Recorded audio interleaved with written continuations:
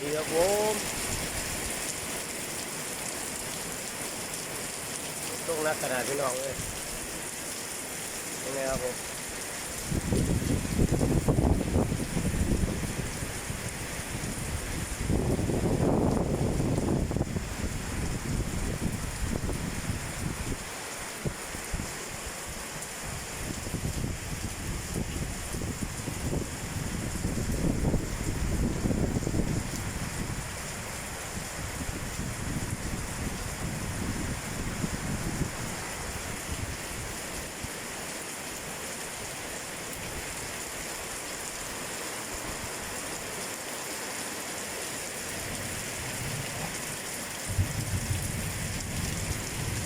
นักครับนัก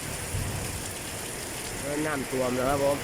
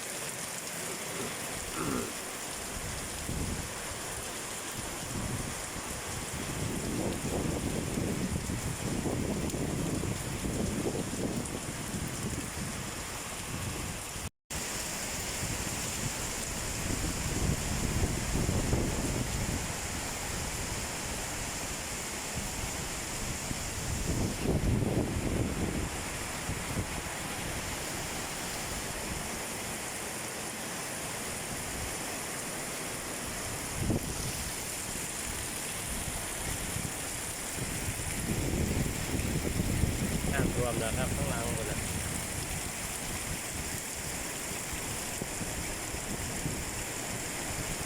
อู้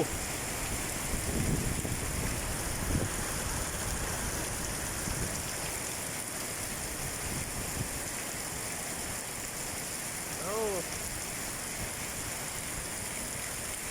พวกเขาโฮมล่ะก็หนาวบ่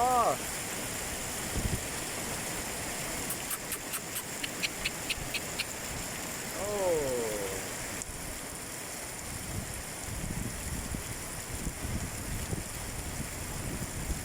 ตั้งแต่มาผมมีเจ้าของครับผม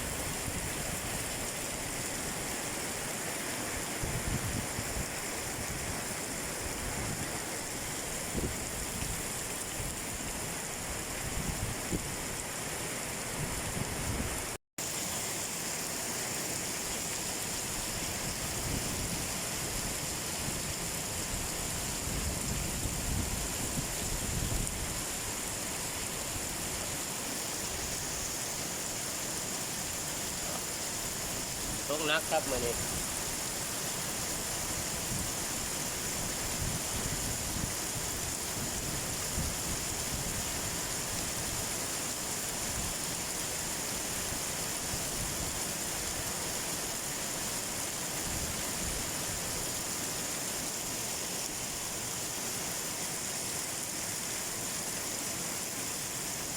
น้ำท่วมแล้วครับข้างหลังคนน่ะ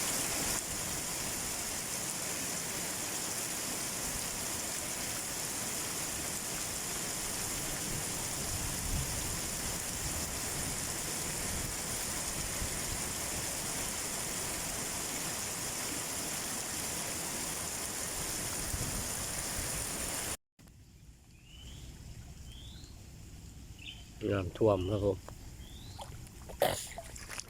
เลยมาใส่เบ็ดปลอมเบ็ดฟองน้ำไปครับผมไปเห็นงาน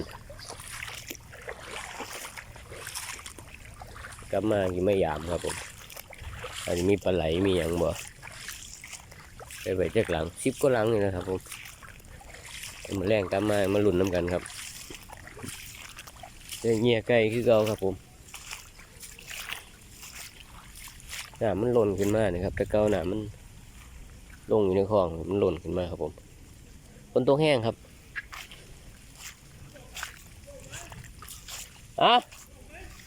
ร่วมอยู่ ครับ